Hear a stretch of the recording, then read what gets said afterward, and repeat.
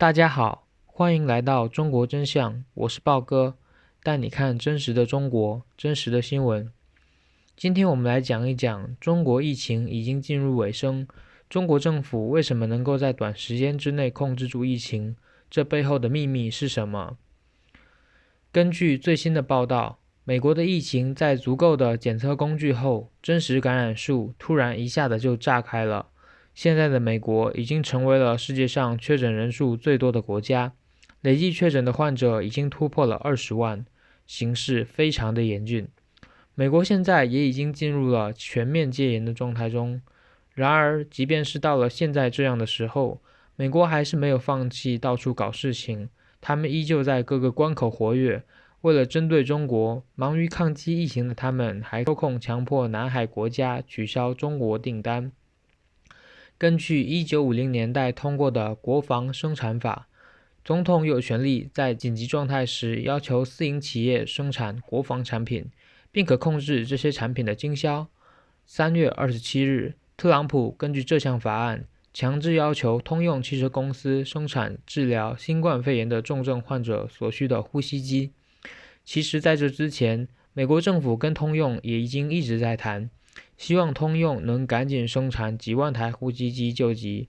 但后来发现造价太高，成本又超过10亿美元，谈判就破裂了。眼看着全国告急，民主党的媒体又要趁机黑自己一把，先用紧急状态赋予的总统权力压一压通用，叫他们先生产出东西再说，否则再谈下去，这帮资本家不知道要拖到什么时候。通用其实并不是自己一个人闷着头干汽车的工程师不可能秒变医疗工程师，他们需要和医疗设备制造商一起合作，才能在印第安纳州科莫工厂制造出呼吸机。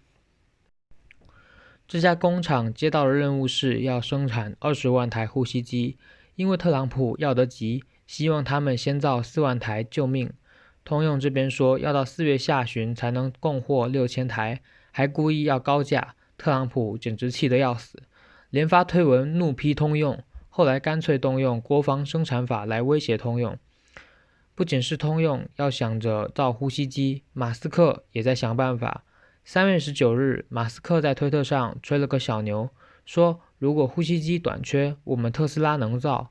因为特斯拉汽车上有暖通空调系统，而 SpaceX 能造配有生命系统的宇宙飞船。吹完牛后，马斯克就去找医疗设备公司，一起商量着怎么造呼吸机。美国网友却喷他说，等你造出来都不知道死了多少人了。于是马斯克马上就想了个好办法，他就去中国购买了1255台呼吸机，先捐了出去。这真是个有钱人才想出的好办法。中国呼吸机的产量确实还不错，仅今年2月份，中国生产的呼吸机就超过了1.5万台，现在中国更是开足马力。其中愉悦医疗的订单已经排到了4月底，原本无创呼吸机1天300的产量，现在加班加点疯狂赶工，提升到了700台。迈瑞医疗也收到了意大利上万台的订单，产能扩大了好几倍。2019年，愉悦医疗的营收就达到了46亿元，估计今年的销售要翻一番了。在世界上一流的呼吸机是德国德尔格跟瑞典的浩捷定，二流呼吸机是美国美敦力、瑞士哈美顿、美国居易、美国韦亚恩和中国的迈瑞。中国现在主要占据2流和3流水平，但是现在全球疫情横行，中国率先爆发后，通过强大的行政效率和生产能力，首先控制了疫情。疫情当头的欧盟和美国自己生产的东西都不够用，大家都指望着中国的产能可以均一些出来救命。9280万美元采购5700台人工呼吸机，据俄罗斯卫星通讯预估，主要的订单都会交给中国的公司。其实现在全球的医疗工业产能状态跟参加一场战争没什么区别，那些工业系统不强的国家在这场战争中失去了许多生命。一名西班牙马德里医生在网上哭着说，65岁以上的老人都被迫摘掉了呼吸机，用镇静药物来压制痛苦，静静的等待死亡降临，因为为数不多的呼吸机要留给那些更年轻的人们。也有西班牙老妇人在网上哭诉，因为她丈夫的 ICU 床位要让给一个44岁的年轻人，医院基本放弃了她的丈夫。医生们其实不是不想救人，而是医院只有这么多呼吸机，在老人和年轻人之间，医院只能忍痛选择年轻人。我们都知道，真实的世界是非常残酷的。你能多生产一台呼吸机，就能多救一个人的性命；你没有，就只能在2条人命中2选1。你要是医生，你能怎么选？在大灾难面前，我们才会认识到，保卫我们的就是一个国家的生产力。一个国家能生产的高精尖产品越多，这个国家的国民就越有安全感。比如湖北这次疫情，中国一共有4万医护人员前去支援，4万人做到了零感染。产生这个奇迹的原因是每一个医护人员戴上了一层又一层的口罩，穿上了一层又一层的防护服、手套。而意大利到我发稿的时候，共有6205名医护人员感染上了新冠病毒，占意大利感染总数的 7.7%。因为防护设备紧缺，再加上超负荷工作，身心俱疲，现在共有2名护士不堪重负自杀身亡。中国4万名援鄂医护人员之所以能够做到零感染的背后，是中国日产医用防护服20多万套，日产 1.16 亿只口罩的工业系统。要保卫病人，先要保卫医生，要保卫医生，先得有完整齐备的工业系统。坐在家里写一些哀哀切切的文字容易，录一些哀哀切切的视频也容易，但要去建设一个完备的工业系统，需要多少工厂主、多少工人，拼搏多少年才能建设起来。任何一套医疗设备的生产系统，至少需要2至3年的时间。没有长时间的痛苦积累，完不成国家每一个工业系统的分支，也不可能出现今天中国对医护人员的保护。你可以盯着一个人的痛苦说那是悲剧，你也可以盯着100个人的痛苦说那是惨剧。但你如果放大了去看，去跟其他国家比较，看看中国的工业系统保卫了多少人的生死。但凡用众生皆苦的调子去看待事物，没有积极的入世心态，这世界上就不可能有先进的进步。该否定的要否定，该肯定的也要肯定，这才是完整看待事物的态度。只一昧盯着小部分人群的痛苦，陈述菩萨心肠，又不愿意让事情发生积极的变化，大多数只是自己感动了自己。只有生产力才是真实的，是流着汗、弯着腰一点一点做起来的，是几十年深耕精种的培育起来的，是伏击每一位国民的大慈悲事业。这个系统的建设过程又脏又累，参与过的人每一位满手都是灰尘与汗水。这些人才是民族的脊梁，是国家的担当。一个国家的生产力就是这个国家的工业化进程。当危险来临时，生产力将显现出强大的保护机制。德国现在感染的人数是4万多例，暂时只有222人死于病毒，远低于意大利的7500人和西班牙的4000多人。